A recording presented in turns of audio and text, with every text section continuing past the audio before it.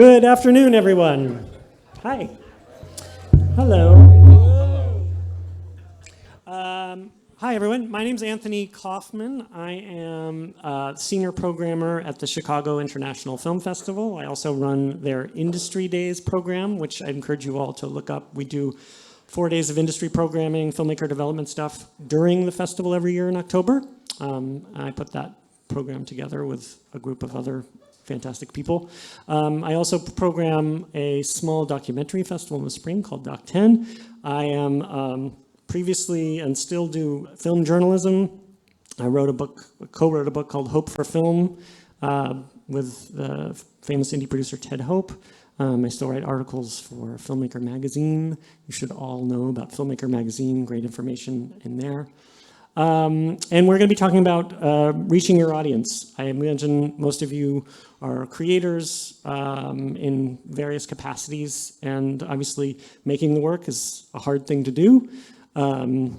Very hard, but also finding an audience for that work is extremely hard too. So we have a great panel of people here. We're all going to be talking about finding ways to get your work out, connecting to audiences, building community.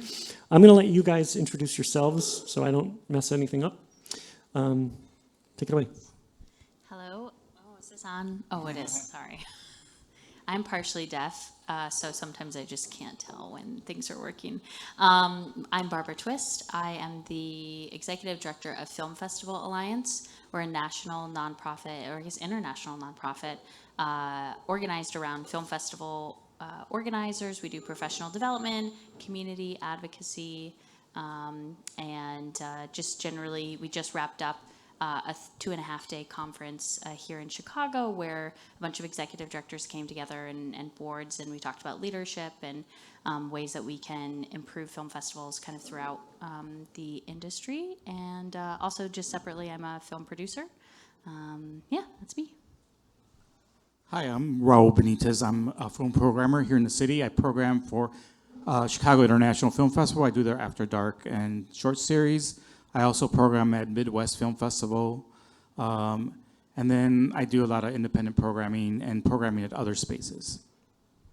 Hi, I'm Lisa Trifone. I am a publicist and strategist based here in Chicago. I own an agency called Bright Iris Film Company. I've been self-employed and had my agency for about 6 years. Before that, I worked with the wonderful team at Chicago International. I've worked with Music Box Films, a couple companies out of New York, always in the exactly at this point, films meeting audiences space. To date, we've represented films. I was just telling Anthony, this year we've represented world premieres at Slamdance, South by, Tribeca. We do launch publicity, premiere publicity, release publicity, grassroots outreach, all kinds of things for independent films. Actually, Lisa, can you clarify all that stuff very briefly? Like, you mean you don't? What is it exactly that your company does? Yeah. What is it exactly that filmmakers hire you to do? Why do they hire you to do those things? Absolutely, happy to. So I usually start with the difference between marketing and publicity. Marketing are the things that you say directly to your audience. So think about social media, think about any advertising, even things like partnership organizations. Is anybody else getting feedback from this mic? I'm really sorry. I'm gonna go down here. Okay. Hold it closer. That sounds way too loud. So marketing is what you say directly to your audience. What I do, publicity, is having other people talk about your project or talk about and telling their audience. So you might have also heard the phrase earned media, and that is the editorial space. So very specifically, what I get hired to do is when a filmmaker or a studio or a producer, whoever, finds out that their film has been accepted to a film festival that warrants it, or when it has been dated by a studio who's doing a formal distribution, a formal release, they hire someone like me to use that event as the newsworthy moment to earn media coverage. And there are all kinds of tools in my tool shed and levers that we pull at those moments to do things like get film reviews, place interviews, premiere trailers, all of those kinds of things that get other people to know about and talk about your project. Great. So just so we know where you're at and who we're talking to. I'm curious, just first off, like how many of you are working on short films, not features, but you're focusing on short films right now? Okay. And how many of you have feature projects in the works or feature projects that you'd like to get off the ground? And how many of you are documentary people trying to get documentaries off the ground? Okay, mostly shorts, some features, and a smattering of doc people. So I don't know if you've heard, but films aren't being bought by distributors anymore. Independent films aren't being bought by distributors anymore. So I say that somewhat facetiously, but there's also a lot of truth to that. Even films that have premiered at Sundance, it's like the 1 out of 100 that gets into Sundance, right? Those films aren't getting acquired. So I want to focus on, what do you do with work that isn't getting acquired by a company, right? You've made a film, a short film, a feature film that you care about. What do you do with it to get an audience? Because let's face it, the chances are it's not going to get acquired by a company. You're not going to get money to someone to release it. So what do you tell people? What options do they have? And actually, Raul, since a lot of the audience here is making short films, and you've actually done a lot with programming short films, I'm curious. Yeah, that's like a $1 million question, right? Like, and I think the environment of acquiring films and kind of distribution of films has changed drastically, even just the past 2 years, as compared to like the before times, before pre-pandemic. I think distributors and studios are like more risk averse, even more than before. So it's a challenge, especially with shorts. It's a challenge. I know during the pandemic there was all these like pop-up streamers that came up that were just specializing in shorts. And that was kind of a little bit of a boom for short filmmakers, but I think that's all going away. And so you got to keep this in mind, like the environment that your film's coming out in, because things have changed. Things are changing very, very rapidly. There are some options for you short filmmakers to like put stuff out there online if you wanted to get some eyes on it. I know that if your film gets into a film festival that's kind of prominent, sometimes there's momentum on that where like other film festivals come after your film knowing that you showed at another film festival. That's a thing, and you have to kind of build on that momentum. It's going to be a lot of work. It's not easy, especially for shorts. And so, but I think also shorts are a little bit more flexible because there's not like this rigidness like features have. So I think shorts there's more opportunity a little bit than for shorts. So I think you got to keep in mind the environment that your film's coming out in. Also, you got to be like, I always tell filmmakers to be very selective of like where you want to apply your film, like where you want to apply for and submit to film festivals. I think you got to be aware of like what the film festival does and if it fits your film. So I think that's very important. And I always kind of give advice of like, go for these middle tier like film festivals, like apply there because your chances are better. Like, because like the bigger film festivals, it's almost, if you're like code submitting to a big festival, it's almost impossible to get into these things. Unless your film is like associated with movie star or like a big production company, most likely if you're code submitting to like Sundance or like Cannes or whatever, that's gonna be really hard for you to get in there. So that's a thing to think about. And it's like kind of like targeting where you want to submit your shorts to. That's a big one. Yeah, I would also say that when submitting to a large festival, let's say you do get in, kind of what is going to be the value of that experience for you, particularly with a short? How much money are you going to have to spend to maximize that experience, particularly if you are going to, Park City, New York, Toronto, Telluride, right? Like those are very costly cities. And if you have a short, how much money is going to go into that? And sometimes it can absolutely be worth it. It just depends on your goal, right? And I like to think of it as like, I think of kind of 5 goals when you're making a film, right? Are you looking for attention? That's audience. All you want to do is be in a room with people watching your film, and that is so valid. In that case, right, that's going to change your festival strategy. You're probably going to apply to a ton of festivals. You're going to consider where it premieres is not as important as how many times you can be in a room with people watching your film. Are you looking for distribution? Right? For you, validation is like a good old release. You want to get picked up. It's okay. It doesn't matter where it ends up. I don't care if it's streaming. I don't care if it's theatrical. I don't care if it's on an airplane. Like, I just want to go through that experience of distribution. Are you looking for representation, right? Are you looking to get a manager or an agent out of this? In which case, maybe a film festival doesn't even make sense, right? Like, you can take your money and get on a plane, go to LA, I don't know, like, what is it? Get a bunch of meetings going, right? Like, spend your money that way. I also think there can be collaboration, right? Like, is this a newer, is this one of your first shorts, right? So maybe you're actually looking to meet fellow filmmakers, new collaborators. And so you're going to submit to festivals that in your research you find a lot of people attend, a lot of other filmmakers attend, right? Like, so you want to go there because if I have a film in it, I can meet all these other people. We could come up with a new project together. And then the last one is just like, I don't know, a celebration, right? Like, you're like cash awards, cash prizes. Like, I want to go someplace where they're going to put me up for the whole weekend. Cleveland International Film Festival is fantastic for shorts filmmakers. They show you a good time. They also pay you a screening fee. I also think a couple, like, when we talk about rights and responsibilities, just so I don't forget, but like, you have a right to ask for a screening fee. You have a right to ask if they're going to cover your travel. And if they push back or are weird about it, question whether you want to be a part of that festival.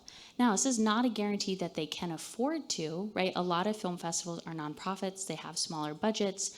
Most of them, their budgets, 8 to 10% of their budget is submission fees at most, right? So they're really not making their money on submission fees. They are hustling to bring in donations, memberships, ticket sales, merchandise, all this type of thing. And so, but you have a right to ask for those things. You have a right to clear information about where your film's going to show. You should not pay for an award. You should not pay, frankly, if it's an early bird rate, like, I would delicately look into a festival that's charging more than $50 early bird fee for a short and more than like $80 early bird for a feature.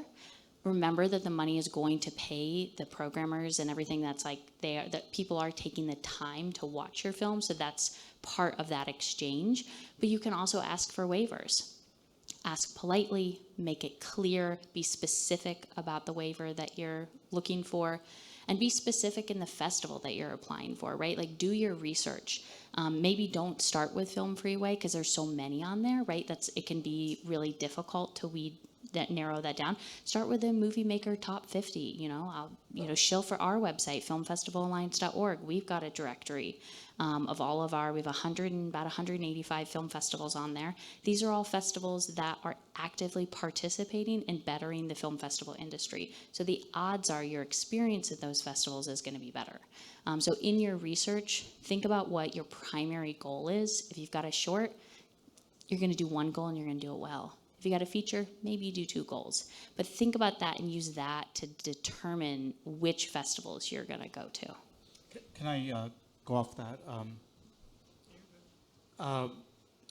There is like kind of like this, a little bit of a change in thinking about shorts and how festivals handle shorts. I know there was this movement there for a while where like they're trying to get festivals to pay screening fees for shorts, and like Ann Arbor Film Festival, they do pay you a screening fee for your short. Now, that's a very rare case because not all festivals, even the large festivals, don't even pay you for screening fees for your short. But I think that momentum is slowly happening. And obviously, like all festivals are kind of cash strapped, unless you're like Sundance or somebody. But like most middle tier, I think even they're cash strapped. yeah, are they? So yes, I mean that's something to look into and think about as well. Yeah. I'll jump in and maybe speak on the feature side. And I love everything that you just said, Barbara, about goals. And that's one thing that I talk to my clients about immediately also is what is your goal? And I'll often phrase it as, what does success look like for you? There's going to come a time in this process where this is behind you and you're on to your next project and this film has lived its life. And at that point, if you're visualizing what will success be, then that helps you kind of work backwards, and exactly to your point, like which festivals to submit to, which conversations to have, which whatever. In the feature space, I talk about it as it's usually one of three things, and that would be, they're very, very similar to everything you just shared. One would be financial. I need to pay back my investors, or I need to break even. There's a dollar amount. Not to oversimplify it, but that ultimately becomes a math problem where you say, here's the number and what are the ways that I can get to that revenue? Screening fees, grassroots, there's a lot, we can get maybe into that. Exactly. There's a lot of that. The other might be profile building, exposure, your next job, those kinds of things. That's where I come in usually, is where you want that exposure, you want to be talked about, but then you have to do the things. I've definitely had filmmakers call me and say, hey, I made this film, I'm ready for publicity. That's not how that works, so we can talk a little bit about that, but so you have to do the things that make my job, that I can deliver results for you.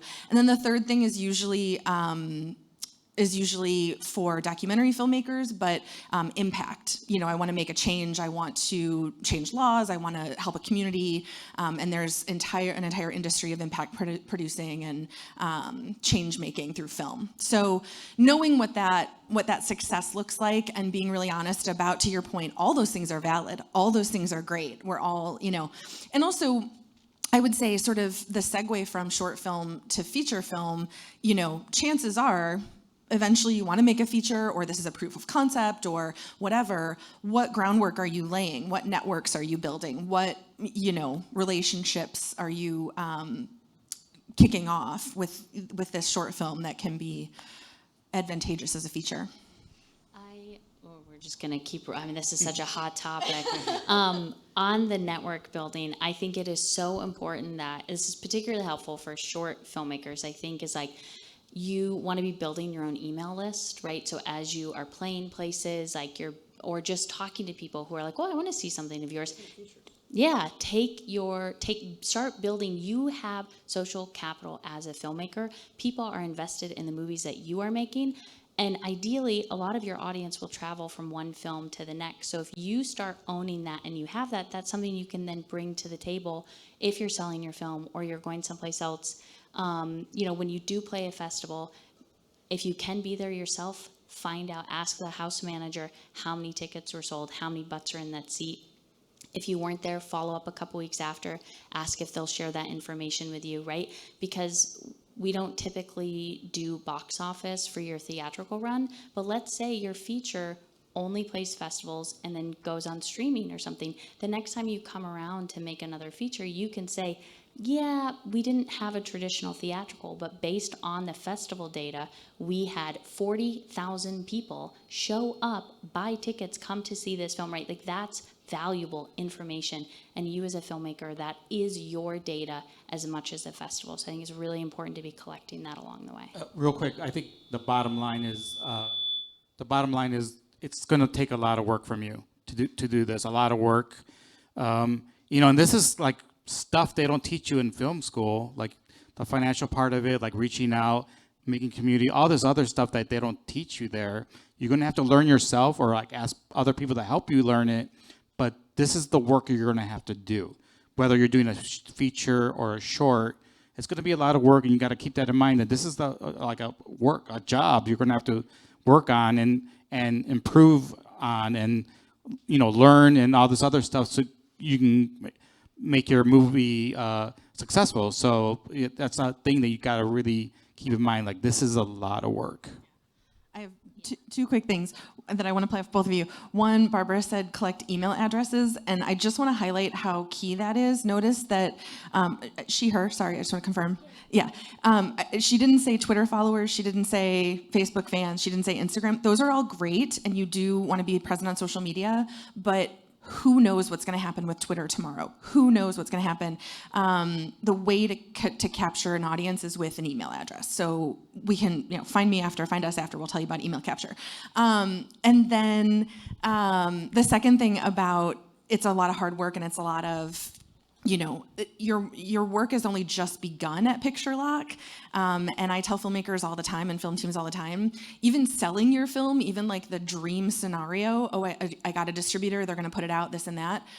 You will always and only be the biggest champion of your film. You might have collaborators, you might have people who believe in you, you might have people who make good things happen, but you will only and ever be the biggest champion for your film. Now you want to be careful with that because you want to make space for people to help you, you want to make space for the unexpected, you want to make space, but just know that, unless you're at a certain level, Francois Ozon in France just going on to his next movie, like you're going to be working on this film for a long time. I also think that this work is primarily the work of the film producer, which is why they are so critical. And if they are not part of the project from day one, like you're already behind. Like the film producer is so important. They're important in the script stage. They're important in all of this. These goals that we're talking about, right? It is your goal as a director, but also the producer's goal. And together you're sort of finding the goal for the film. And that goal you're coming up with before you start shooting. And then you shoot, and then maybe the goal changes, and then you get in the edit, the goal changes, you do feedback screenings, the goal changes, right? The goal at the end is based on the film that you have, not the film that you dreamt that you have. But if you start thinking about it at the beginning, as you're going along and making the film, right? You're collecting that data, you're collecting that email addresses, you're, doing behind the scenes stuff like if you sell your film, they're going to ask you to make a featurette and you're going to have to pay for it. So you might as well just shoot it along the way, right? Like start collecting all of that stuff. So whether you get picked up or not, you have all of this wonderful information, footage, etc. Like just start thinking about your goal early on. This is what I would say. All right. Next question, one-word answers. Ready? Are we talking too much? No, I'm kidding, but I also feel like we can do this one in one answer. One question, one word. Given that this is about, connecting your work to audiences, do you agree, are film festivals then like the first, maybe most optimum method of doing that? Is that like the entry point for the short filmmaker or the first debut filmmaker? Do we agree on that? Yes or no? Yes. Yes. Depends. Go ahead. Yes. On what?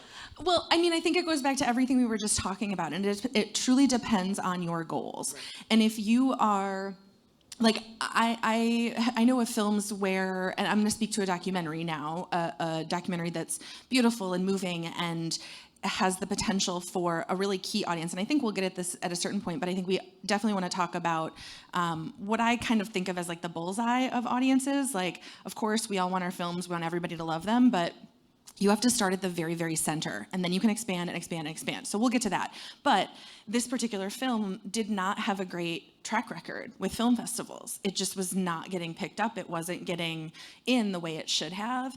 But they knew they had these pockets of audiences based on the subject matter in the film. And so they started down a different path. Once it was clear that their submissions weren't going the way that they expected, and I think that's so important is that, and that's, again, it goes back to what are your goals? You are going to hit so many forks in the road with the release of your film and finding your audiences that if you know and can keep in your head as a team, as an individual, whatever, what your goal is, anytime you hit that fork in the road, you know what decision to make. You don't have to overthink it. You don't have to, it's because it's what's going to be in service of that. So yeah, I came up through festivals. I love festivals. I've run them. I've worked for them. I'm a huge fan, but I just think that it depends. And I agree with everything around be smart about where you're submitting to, be smart about how much you're investing of your own time and money in a festival tour, make sure that there's something that you're getting back from it, from all of that investment. So I think mostly yes. Okay. So we should talk more about festival strategy and understanding festivals. I am going to open it up to questions in about 10 minutes, so we have ample time to dialogue with you guys. But why don't we talk about festivals and festival strategy a little bit? I think we've touched upon it, but like, how should filmmakers, do you think about, where to send their films? You're not going to send your film to hundreds of festivals. That would cost a lot of money, right? Even if you're asking for waivers. But you do. I know many filmmakers who have submitted to hundreds of festivals and spent thousands of dollars. Is that a mistake? Yeah, I think it is. Unless you have thousands of dollars, it is your choice. So to me, I don't have thousands of dollars to spend that way on my shorts. So it's, I feel like your money could be better well spent. But for me, festivals are a space of discovery, and the audiences who, it's often like, as a moviegoer myself, right? I go to my local art house to see new releases, to see rep cinema, but I'm kind of going there to see a specific film at a specific time. When I go to a festival, maybe I look at the program before, maybe I don't. I'm going for the festival. Just gonna wander in, I'm gonna trust that the curators have come up with something interesting, and it's a space of discovery. And so that, for me, is why I think it's really great for filmmakers to enter first through festivals as you can, because you will discover things about your work that you didn't know. You'll discover new audiences that you didn't know are interested in your work. And I think that's really interesting. I say the best way to know what festivals to apply to is to go to festivals. Go to festivals in the town that you live in. I mean, if you live in Chicago, my God, you have so many festivals to go to. It's incredible. You could probably go to one every single week of the year. And by going to the festival, right, that's one of the best ways to know, does my work fit here?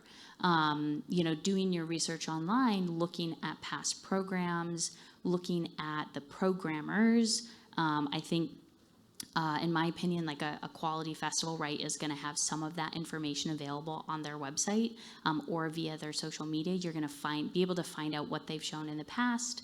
I think that's really important. That's kind of like I think the best way to find out is make sure that you're submitting to a place that has shown that it's receptive to the type of work that you're doing. Otherwise, it may be wasted dollars.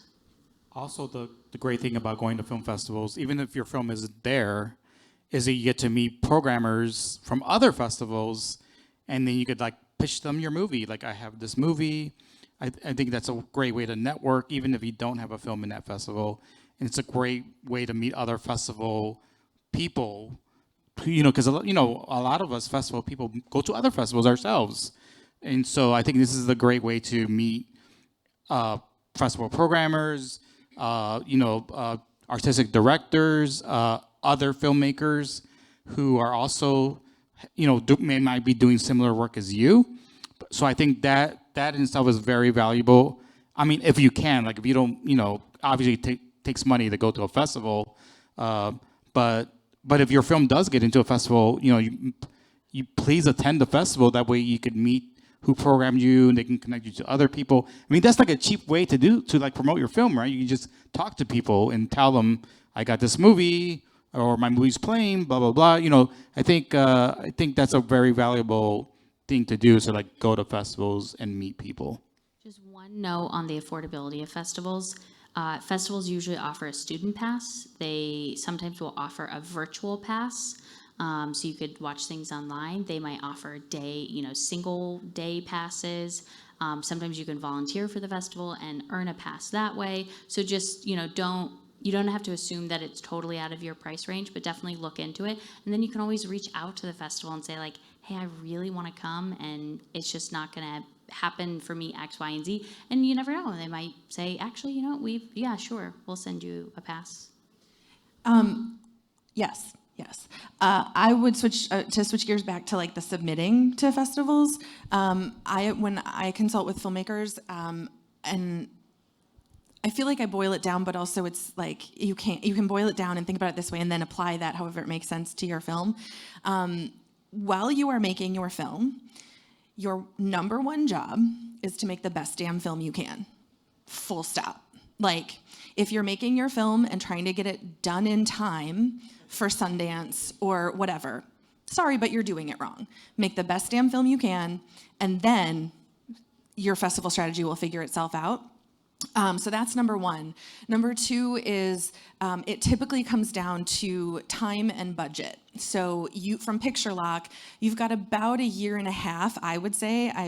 Obviously open to what you all think, but about a year and a half to get your world premiere in before it feels like it's dated or the production isn't working for you. So you want to think about, what does that calendar year look like? And what does your budget allow for? What are you absolutely going to submit to with a fee, whatever it is? That's what you've budgeted for. Where are you going to ask for waivers? Where can you get in early? You're probably going to build a spreadsheet to track all of it. But knowing, applying those two factors to where you are in the submission process can kind of start to help to narrow down what is otherwise a really overwhelming process. And then I just want to talk briefly, if I may, about premiere status, and because I think that's like, it's a feature. That's fair. It's a features thing.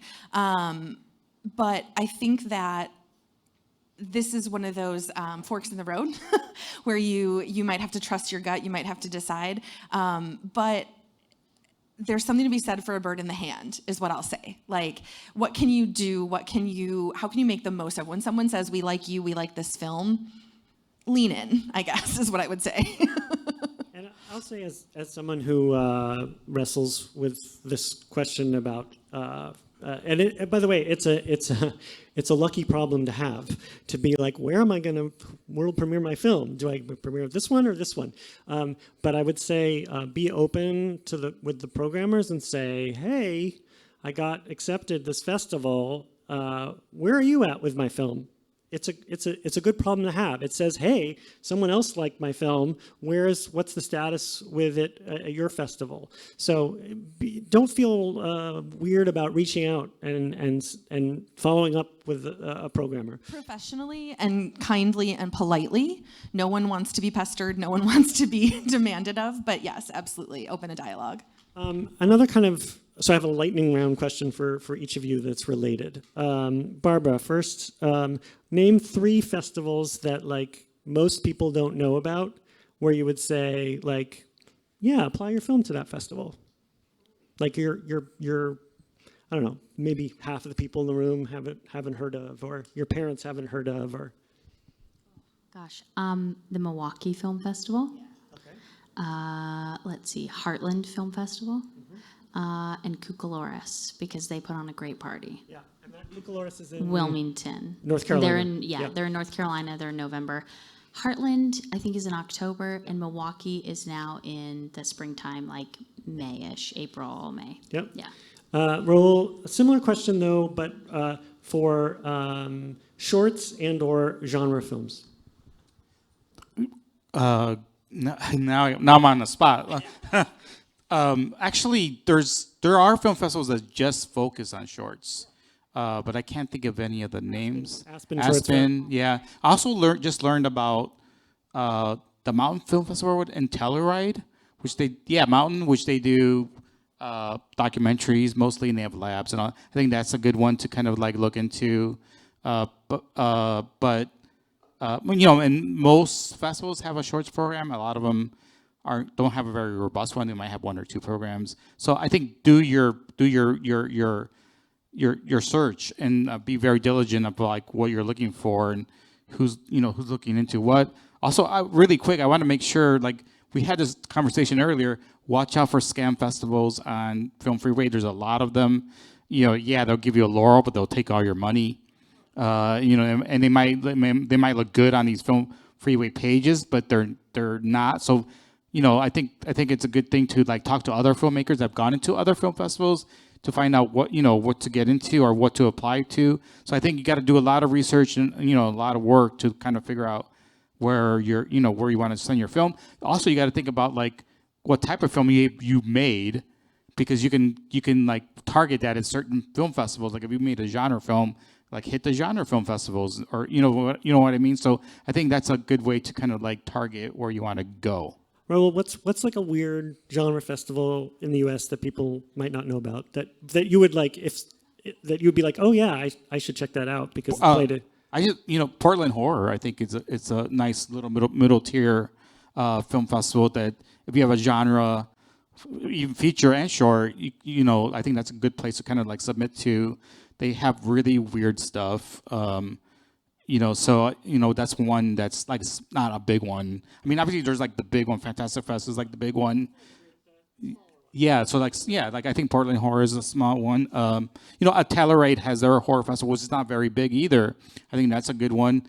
And if you can afford to go, it's a beautiful place to visit.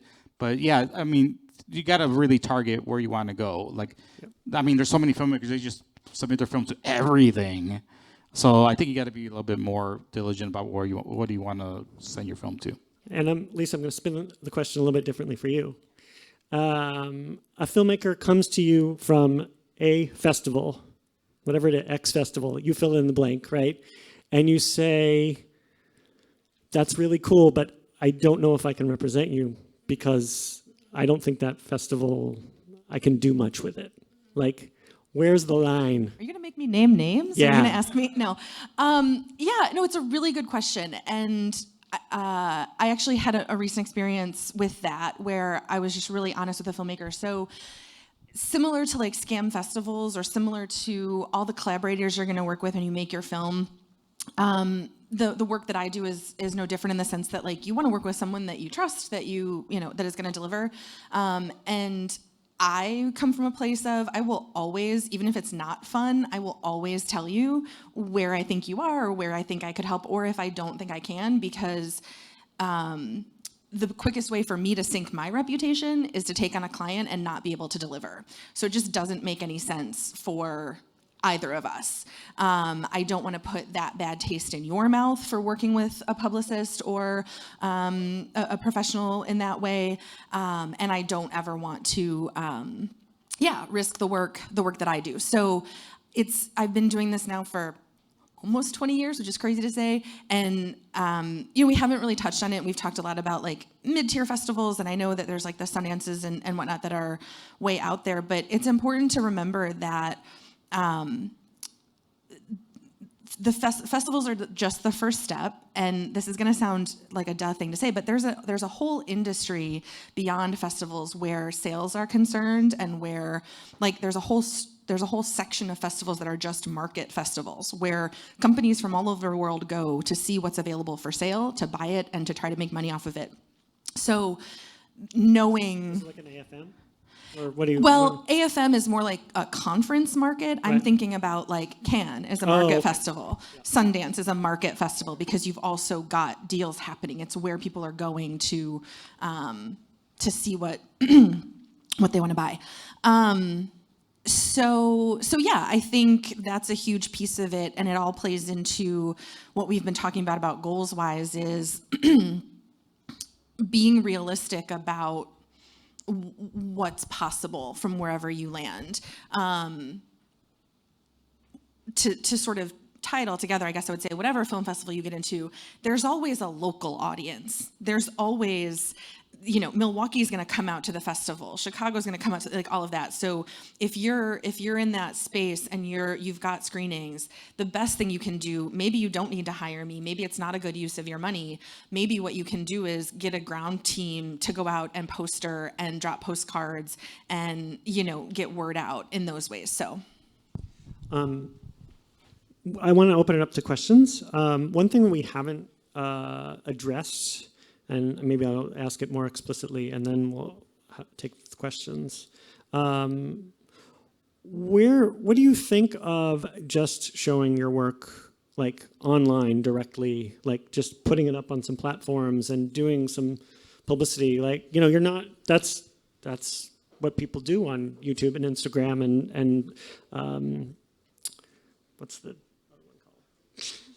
TikTok, thank you. I'm embarrassed. I'm old. But seriously, people get discovered on TikTok. This is not my specialty, clearly, because I can't even remember the name of it. But like, what do you say to someone who's like, look, I'm not going to bother spending my money on a film festival. I'm going to put my work on TikTok. I mean, I think fundamentally you got to go where your audience is. That's the most important thing, right? That's the other part. Before the goals, you got to think about who your audience is. And I have this little exercise that I like to do where, like, you imagine yourself at the premiere of your film, whether I guess in this case it's the premieres here or it's, here, and look out at the audience and who is there. What do they look like? Why are they there? What links them together, right? Like, get rid of your friends and family. They're going to be there no matter what. But who is everyone else? And so if you know that you're making something and the audience is primarily on TikTok, then that seems like it makes sense, right? If you think that the audience is primarily going to be at a film festival and it's important for you to see your work on a major screen, right? Like, then that's where you should go. I think online, the only thing I would caution is that just uploading online and being done with it, right? But that's the same thing as like just submitting to festivals and then not engaging with anyone you get into, right? Putting it on TikTok and then closing the app and never opening it again, right? So it's less about where it is and more about your follow-up and engagement. Again, right? This is a lifelong you're making a film and you're gonna be with it forever, right? It's gonna be on your hard drive until you die. So like you're always gonna come back to it.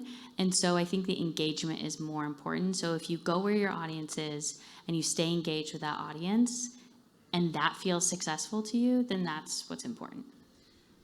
There's also, we haven't gone sort of past film festivals into the space of independent distribution, independent sales. There are, I think the term for them, I don't love this, but like aggregators. There are platforms where you can take your film and they will help you get it up on Apple TV and Amazon, thank you, Google Play. There are so many AVOD, SVOD, like all these different places that are dying for content. There are ways to get in there. Same thing goes, as Barbara said, like you still have to be championing it. You still have to tell people where to find it. But you'll get 7 cents for every sale. So there's that phase also. There's sort of not smaller, but like independent distributors along the lines of, although I think I heard they sold Passion River, I think just got bought by somebody else. I'm sure a lot of people have heard of Gravitas. They do great with independent films and can be a great partner to help you get onto some of these platforms. There's also, to your point, Barbara, of what you said previously about if it's audience, there's four-walling, there's renting. If you just want to go on, if you want to self-fund or fundraise for a theatrical, multi-city theatrical. I had one film during the pandemic that was a blue collar narrative, I already forget the actor's name, but they went on a drive-in tour that summer, and they just went to these, the Detroits of the world and booked their own drive-in screenings and got a couple write-ups wherever they went to say this movie's coming, and then 3 months later they were on VOD. So there are ways to think about beyond the festival, where do you land, and do you do that on your own? Do you do that with a sales agent? Do you do that with a distribution team? I want to say one last word on this. I think you got to be very cautious about putting stuff online right now. I think we're in the process of consolidation of streaming services right now. Some of them are shutting down. I mean, we had this little boom during the pandemic where all these streaming services come up. Most of them are gone now, and even the big ones are kind of like shrinking, and acquiring less films that are more risk averse. I think you got to be very careful about stuff like this, unless your movie has like a movie star, has like a known entity in it that you can get into these bigger streaming. But I think as an independent, I think you got to be very, very cautious about trying to put it into these streamers because they might be gone. Nothing's forever, and most of those contracts now are 5 or 7 years. So, and there's clauses about like if we go away, here's what happens. Well, I mean, I think they might go away. Yeah. I think right now there's like this like push to get rid of TikTok right now, right? So I think you got to really be cautious about that stuff because things could change very quickly. In Montana, is it? You can't have TikTok? They banned TikTok, and is that the state? Yeah, like one of those Beautiful states. state. Yeah, but no TikTok. No, truly beautiful state, but kind of have fun. Geo-blocking TikTok. We should take questions. Yeah. Questions. Yeah, you're the first hand I saw up in the back. Yeah. Yep. My question is, so I've heard you all speak about like short form and long form, but what about those films like in the 30 to 50-minute space, like that medium form, that medium length? Like, what is your experience with those films, and like how, what your experience, like how is this series does? Yeah. So the question was about what we've talked about shorts, we've talked about features. What about mid-length? 40, 50 minute, 30, 40, 50 minute stuff. So I'll tell you, at Chicago International Film Festival, we program, how many movies? We program about 90 features and about 50 shorts. Of those, 0 to 1 fall into that category every year. So it's almost impossible for us to program those films, just because how do you, I can. what do you do with an audience? For us, I'm just saying for us, as an I have example. an idea for you. But I've thought about this. But she has an idea. And that is, like, you could program a 90-minute program that is a 40 to 50 minute and then a short. But we have to teach people how to do that. And they're in conversation with each other. We can do it more. do that once, but it's still Series really hard. Fest. So a lot of times, right, that could fall under more the lens of television, even though it's not, right, like Netflix is not TV, but we view it as TV. So something that length could be more viewed in that like pilot range. And there are festivals that are bringing in more television or like that type of medium length content. Series Fest is one of them. What is the New York one Well, called? Tribeca just took film out of their name. Tribeca Right. is just Tribeca Festival now because they do Yeah. all kinds of things. I do want to say something. This might be controversial, but I also, to your question, I would say you want to think about the fact that, yes, you're artists and you're making, and I just said 20 minutes ago, make the best damn film, but we also live in a capitalistic society and you want to make a product that sells if that's your goal. If you're in it for art's sake and if what your soul is called to make is a 50-minute film, make a 50-minute film, but also understand what the market is and where you land with that. I wish there was there is a better answer, but these things can exist together. Even if you're making a calling card film, I would say it's dangerous to make a calling card film. And that what I mean is just a proof of your talent as a filmmaker, right? That's a hard length to get anyone of note to take a look at. Yeah, one last word on this. Like, as a programmer who's programmed shorts for years, the 30-minute, like, you can just put like a program of just a couple 30 minutes. It's hard. And then 50-minute is like almost impossible. So I'm just giving you like the real deal. Like, programmers like kind of are risk averse with like those kind of time for shorts. And So I'm going to push one more time on the artistic side. Maybe you make a 40 to 50-minute film, and then you make another film, and both of those are in conversation with each other, and together you have around an 80 to 90-minute program, and then you submit that as something to a festival. I have never seen that. But like, the world is anew, right? Like, that could be really interesting, right? And then you're already in conversation with your own film. Oh, I'm getting excited. If you do that, please send it to me. Okay, let's take another question. Yeah.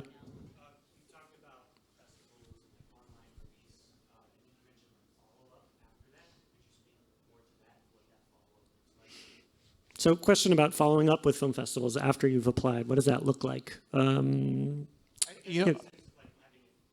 are you talking more about like feedback from the festival?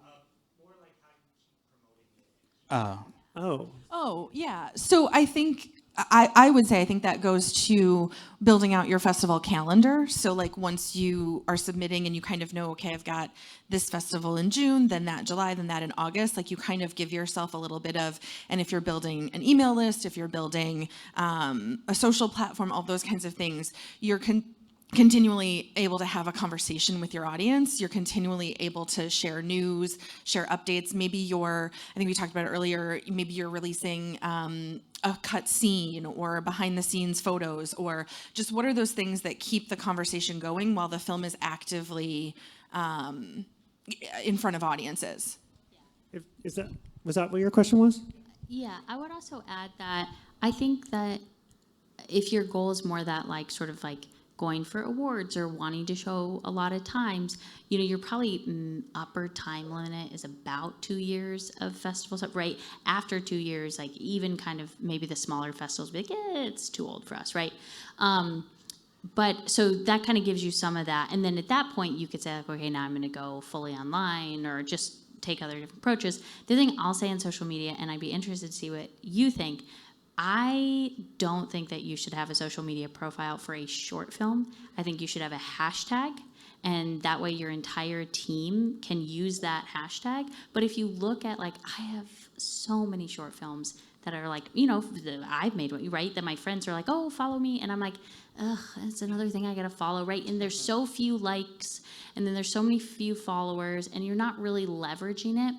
But then you think about your own social media, you have so many more followers. If the entire film team just adopts a hashtag, right? And then you're all sharing the same imagery on the same day using that hashtag, like people will find it using the hashtag, but you're not having to manage a separate social media account, because then you think like, okay, the festival run is done, now it's online. How long? I still have a Facebook page for a film I made 10 years ago, and I don't ever look at it, but like, my God, when can I let that thing go? Right? Like, it's just, there's now a social media. Today. There's, You can right? let it go. There's Yeah. so many You assets can that let it just go. drag along with you. No, I completely agree. And what I would say is either use your own, like if you are the filmmaker or the producer, and make that your social and use a hashtag, or your production company. Brand yourself, use your production company, so then every film just goes under your production company, because that time is fleeting, although it doesn't feel like it in the moment. You're going to move on from that film, but you want to keep that audience with the profiles. Great. Okay, more questions. Yes.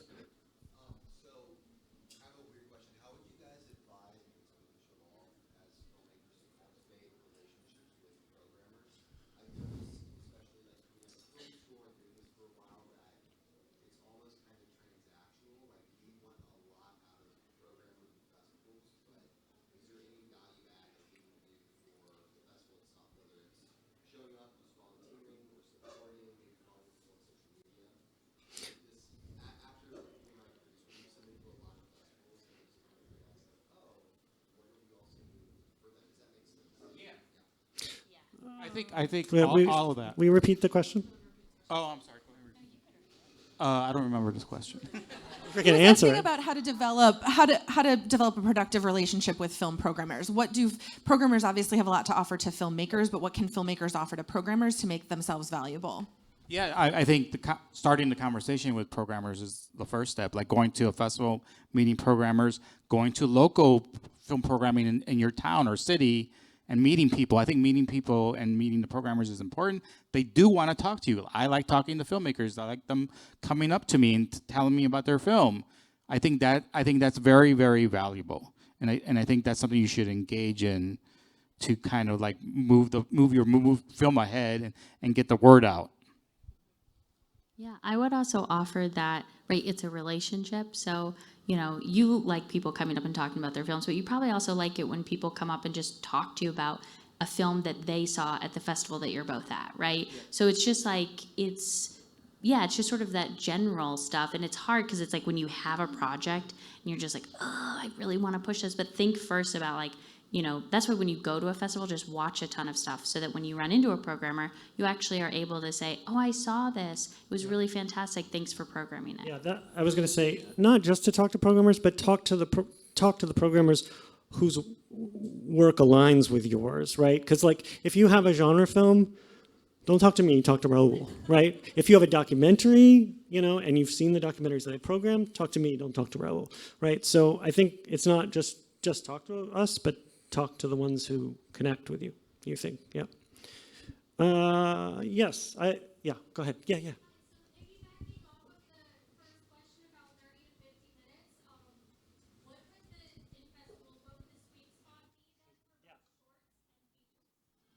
Sweet spot for shorts and features. Sweet spot?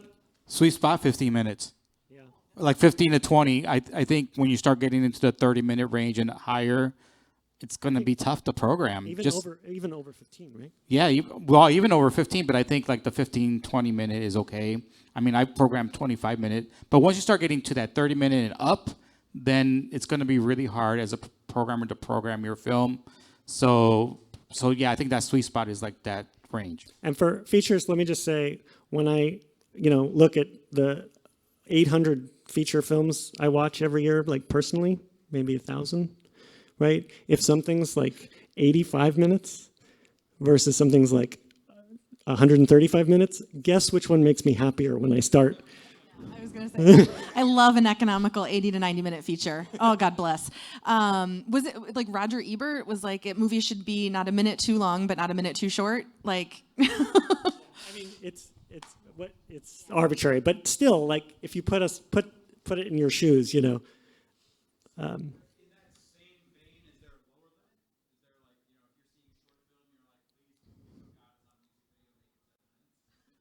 No, not actually. I've seen some really great films over 3 minutes. I've done a program where I had like 10 3-minute films. It just worked out that way. But you can do great stuff in 3 minutes, obviously. And so, yeah, don't be afraid to do a 3-minute film. Because I think an important thing that doesn't get talked about, the work that y'all are doing, is like the art of curation, right? You guys probably have twice as many films as you could program that you're like, here's twice as many films that are great, but of these, right, like we're actually curating them, and you want the audience to go on a journey. So that's why when you're watching a shorts program, it's like 3, then 10, then 5, then 10, then 15, then 10, then 5, right? And you're going on this emotional journey. And so having those shorter films can sometimes be perfect, because you're like, oh, I want to go from this film to this film, but the emotions are so dramatically different. I want to have this mood in between. And that's also why if you don't get into a film festival, it's not because your film isn't good. Yeah. It's because we have so many films and we have to turn down a lot of good films. I think we only have time for like 1 or 2 quick questions. Yeah, you had your hand. Yep. Sorry, she was at, whoever that is, I can't see you that well. Go ahead.